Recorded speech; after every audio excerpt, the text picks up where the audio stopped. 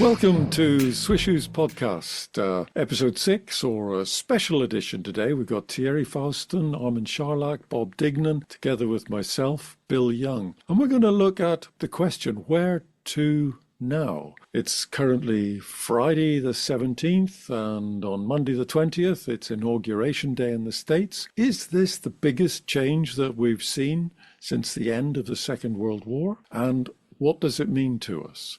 I personally think that it is the biggest change that we've seen. But Thierry, before we actually started, you were saying that we have seen a lot of changes over the last 80 years or so. What's your view?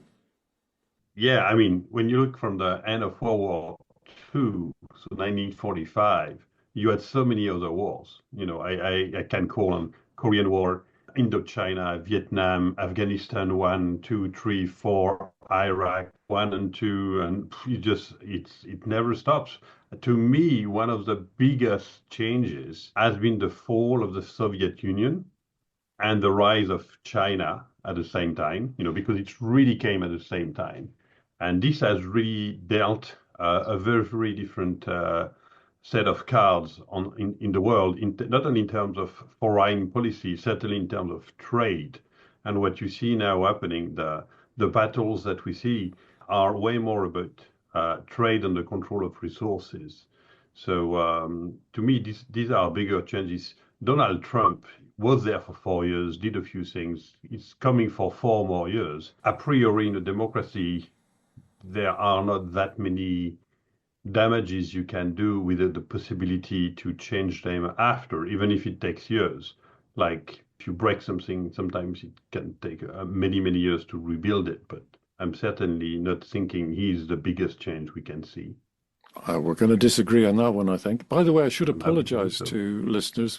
The sound quality on this episode is not going to be great. There's circumstances beyond our control. Armin on a bus is one of them. But Armin, if you can join and if you're able to, tell us what changes you think we're in for. Absolutely, and with pleasure. Now, I actually would disagree a little bit, Thierry. I think there is a fundamental change, and it's not that it's the inauguration of the president-elect on Monday, but because he has been elected for the second time.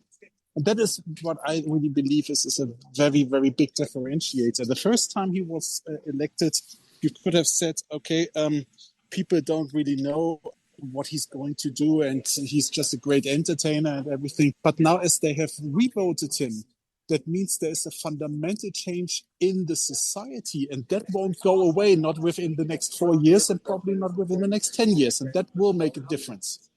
Thanks, Armin. So that's Thierry and Armin. Now, Bob, what's your view? Is this the biggest thing that's happened since the end of the Second World War? A couple of thoughts. I mean, firstly, it's interesting when you have such a significant, let's say, change of leader.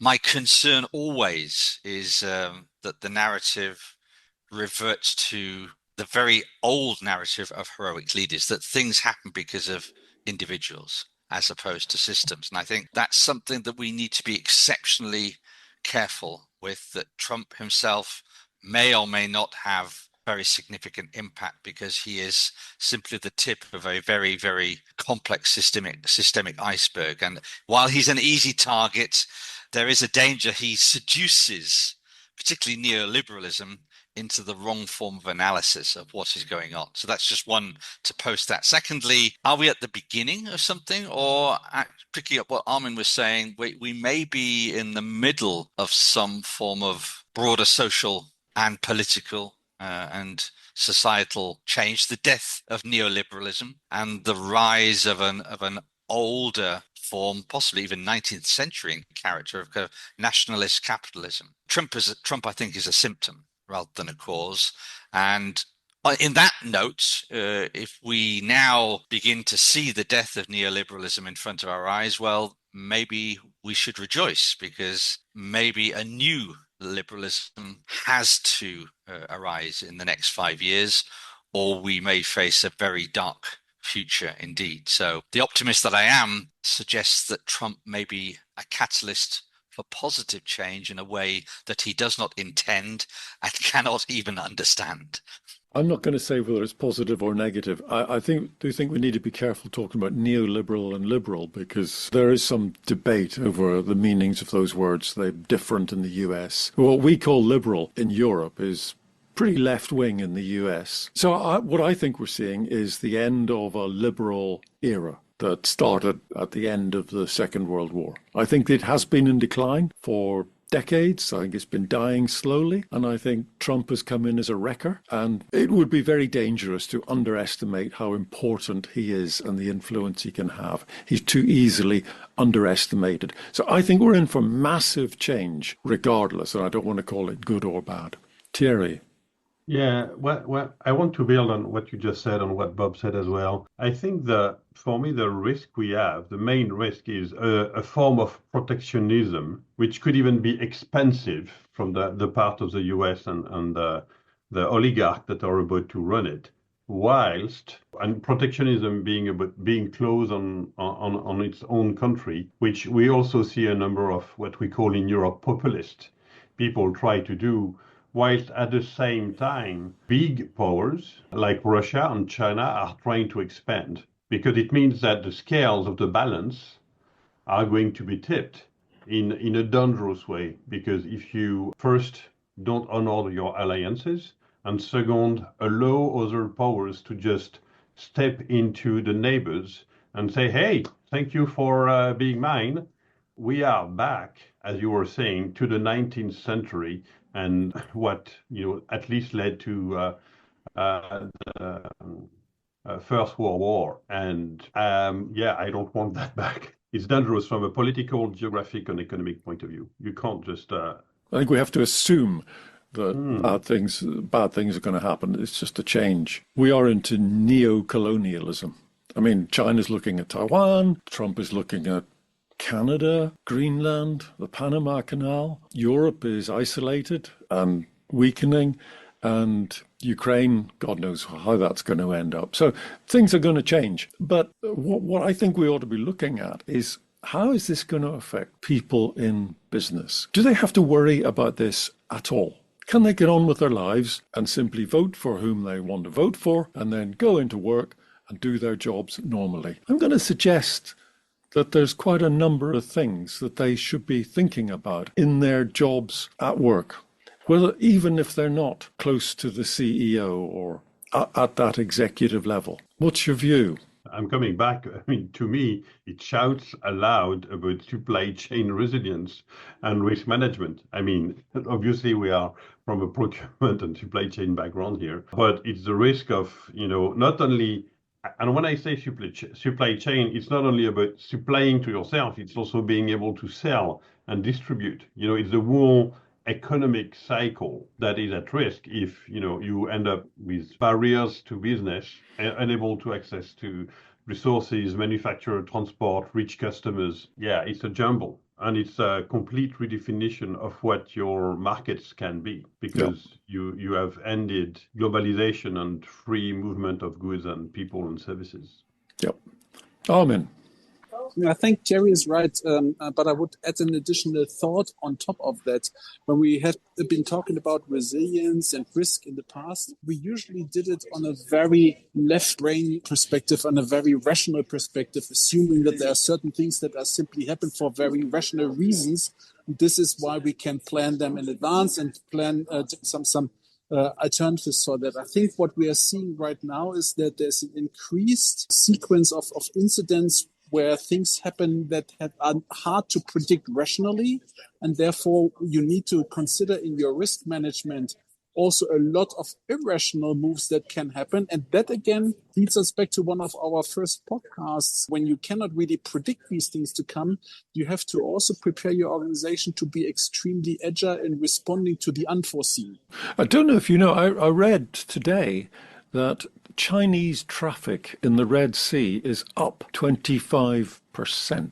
And the reason for it is that European and American shippers will not pay the Houthis ransom money. But obviously, China is paying the Houthis ransom money. And the expectation is from that the Suez Canal could be cut off to European and American shippers, and that China will adopt strategies of encouraging rebel groups like the Houthis who are capable of disrupting the Western world. And I mention it because it's hard to forecast the way things go. And therefore, I'm completely with Armin and Thierry. I don't like the word resilience because it implies robustness. I know it's not. I know it's different, but I'm with you both on that one. Bob, what's your view? Yeah, I was interested in your question. What does it mean for people in their offices on a day-to-day basis? I mean, if we think over the last 20 years, globalization, you mentioned that word, Thierry. What has that meant for working life? It has meant internationalization. It has meant collaborating with colleagues in different countries, connected tasks, complex projects.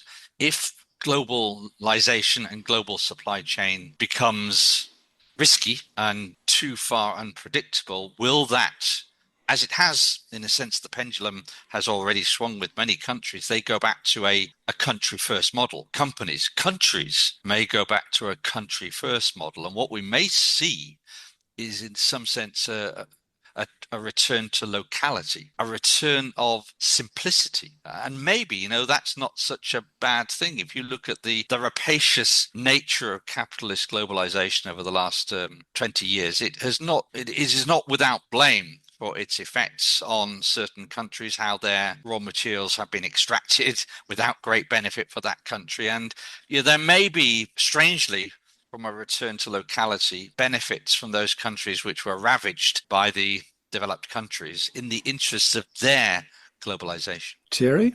Yeah, I agree with you on that point, Bob. There is one thing I just wanted to say is we are here having a discussion which is extremely Western biased. And I want to say I was earlier today talking with people based in the UAE. What we're talking about is not high on their agenda because they do business with everyone and they are very, very, I would say, a bit Chinese-like, opportunistic. I can do business with China, I do it. I can do business with Russia, I do it. I can do business with EU or Latin America, the USA, I do it. And they also have probably a more neutral approach to business compared to the big blocks we were talking about, China, Russia, EU, USA, that have a politicized view of business. So I think if there are changes, the effect on various regions of the world are going to be very, very different. Yeah, we're in Europe, and therefore we are talking about the impact mainly on us. And the UAE has done some pretty strange things, especially in the Horn of Africa recently, which it denies. So I have some concerns about using them as a normal factor or thinking of them as being an alternative to Europe. I didn't say that. I didn't say that, Bill. Sorry. I just say that we have a view. And as you just said, depending on where you look at, the truth or the beauty is in the eye of the beholder, as we know that. But if we were located in the Asian country or in African countries, Latin American countries, the view would probably be very, very different. And that's what I want to underline as well. Well, I think the two things now, but we're all saying that we need to look at VUCA, volatility, uncertainty, chaos, or whatever it is. We do need to be prepared for big change, and we can call it resilience.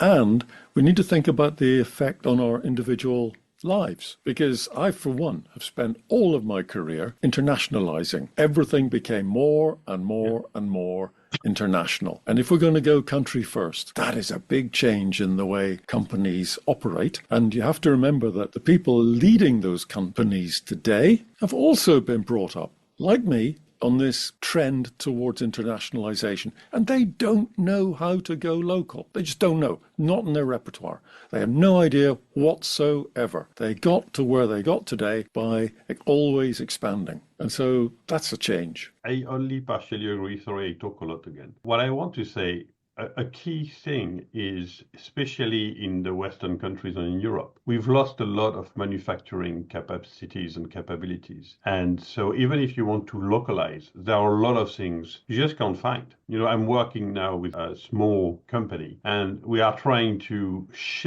give them an edge on their market by being local and sustainable, so certified production all in France.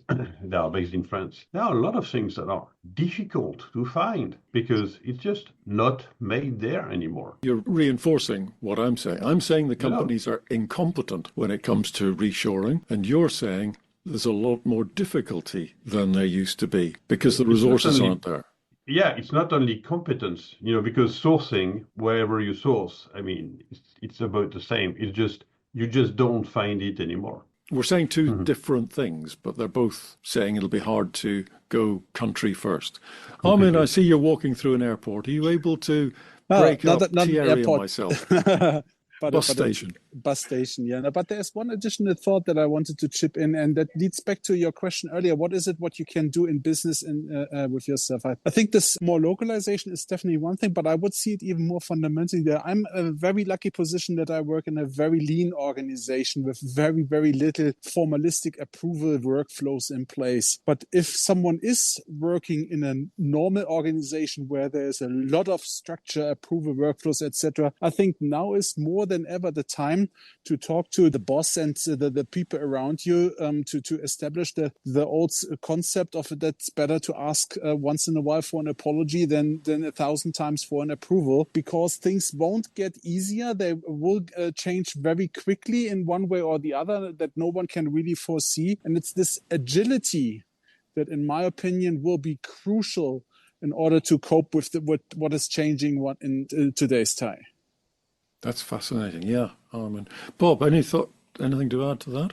Yeah, well, when you raise the topic, because I look at the human, the communication dimension of many things. And yet, for me, Trump is an interesting case study in how people respond to him and how human beings respond to, let's call it, extreme diversity, not even normal diversity. And it strikes me as interesting. We can demonize something which is different to us, or we can engage with something which is deeply different to us. And I think Trump, more than anyone perhaps, and not just Trump, but the very polarized world in which we live, we face a very important requirement to engage with extreme diversity. And if we talk about competencies for that, Bill, that's an interesting one. I think it's existentially, psychologically very, very challenging. And what struck me, what happened interestingly in the last few days was and credit to him, Biden worked with Trump, seemingly together in a partisan approach, to get a very important interim milestone towards peace across the line in Israel. At least that was the declared narrative. And I thought that was a very interesting and quite exceptional moment. So I'm just interested what you think.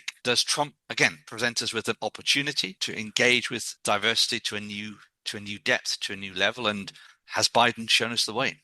Let me challenge that with an example from history. And we all know that history is not necessarily repeating, but it's, I think, a wonderful setup that we have, myself as original German and two people from the island here in the call. What is your view on appeasement? How effective was it 80 years ago? Yeah, well, the word appeasement, everything is in the word, of course. Was there successful diplomatic negotiation? No. Of course, because what you were describing is a form of appeasement tactic towards what is happening in the US at the moment. Yeah, that's one way to view, absolutely. And it's an uncomfortable behavior to consider and countenance. It doesn't necessarily, however, always lead to bad outcomes, of course. I don't think it's appeasement.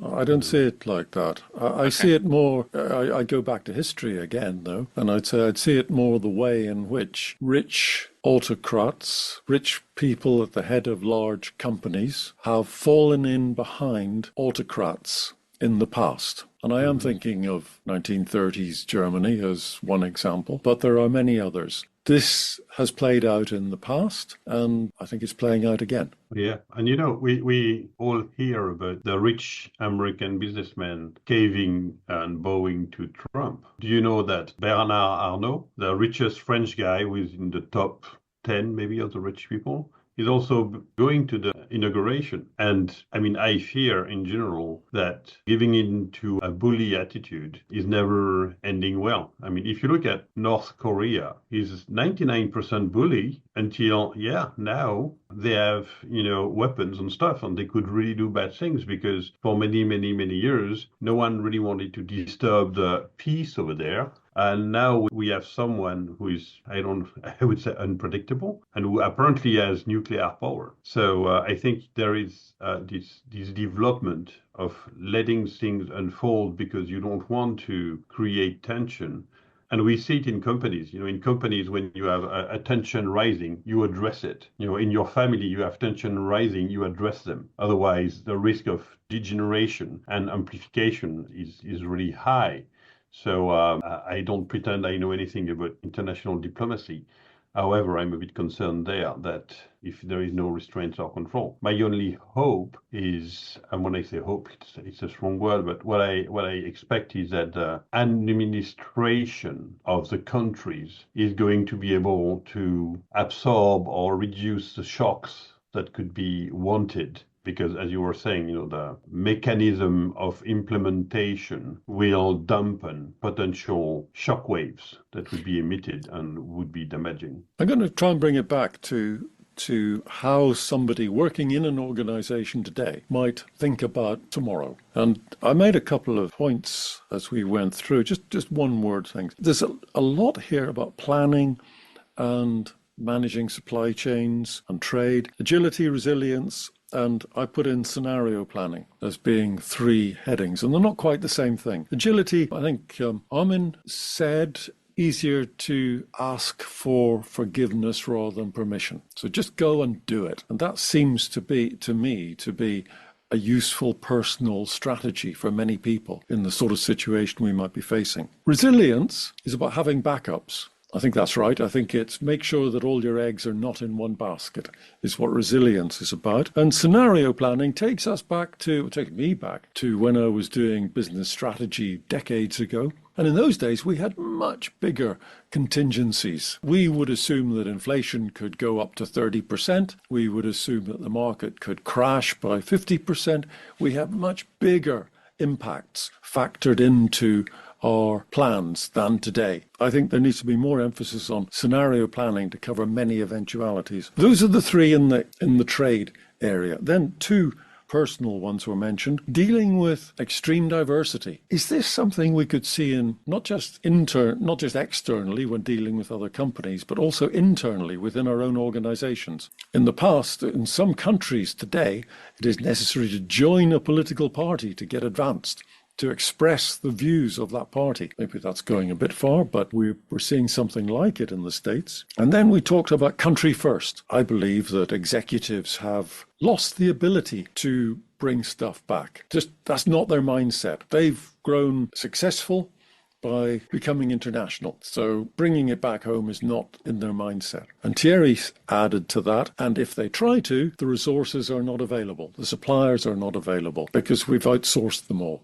in the past. So those are the areas that I think the individual can look at and should look at. Is there more that we need to cover in a sort of roundup of this special podcast? Armin. There's one thought that I would add to the very comprehensive list that you have laid out, and that refers back to this old saying, democracy dies in darkness. And I'm not just talking about democracy as such, because I think it's the entire system of the civilized Western world, how we know it, that is at risk at the moment. And it will suffer tremendously if we are not speaking up. And earlier today, I have seen a LinkedIn post from a former colleague of mine, and he was very bold criticizing Alice Weidel from the German AfD on what is happening there at the moment to an extent that I was really surprised that on a business channel like LinkedIn, he's so explicit raising his opinion. I would normally not do that, but on the other hand, democracy dies in darkness. Maybe it is something where each and every one of us should do more in order to prevent that from happening wherever we have a chance to influence things. It provokes a lot of thoughts because it takes us back to the Google research, the so-called Aristotle project, where they researched high performance in international teams. And the number one factor that seemed to predict high performance was this now popularized concept of psychological safety, where people did feel it is a safe space to really say what I think. Because without that, you get all the toxicity that not only undermines performance, but allows leaders of the kind that is represented by Trump to rise to power. So I think, Armin, that is a very interesting and very practical thought. In your next meeting, when you have a thought, speak out. Do not withhold, and make that a practical but also a political statement to save democracy.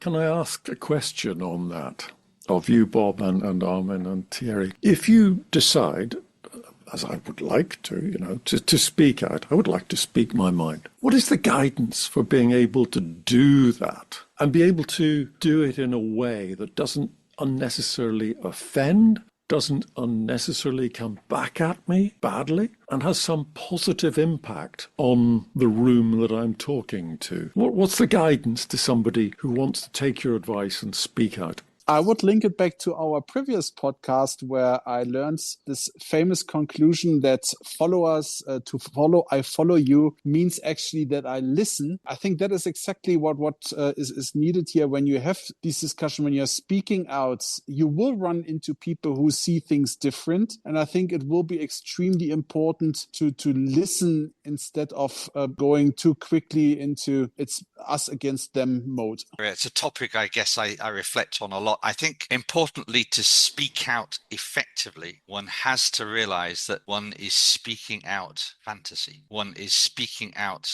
merely one's fiction of the world. No truth, no reality, simply your partial piece of a thin sliver of pizza. If you take that view, you speak out not with deep and confrontational and offensive ownership. You speak out in a climate of inquiry. I share my view and let me hear your view, and maybe by putting the 3, 4, 5 views together, we reach a new view none of us started with. The key to speaking out is the abandonment of truth. I'm not following.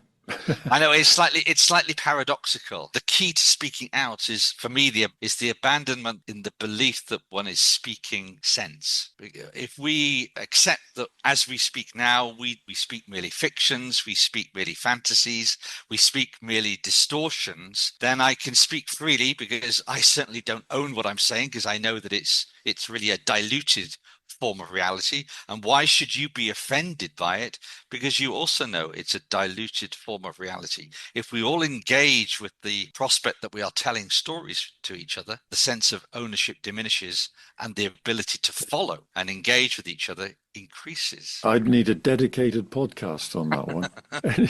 Thank you, Bob. Any other thoughts, Thierry? No, I'm reflecting on what Bob suggested, and I find it pretty powerful. If you start from a hypothetical situation to be able to voice things without triggering too much backlash, potentially. I think that's a very interesting idea. Yes, it will probably require way more thoughts and conversations. Thanks, Bob. Thanks, Thierry. And Armin?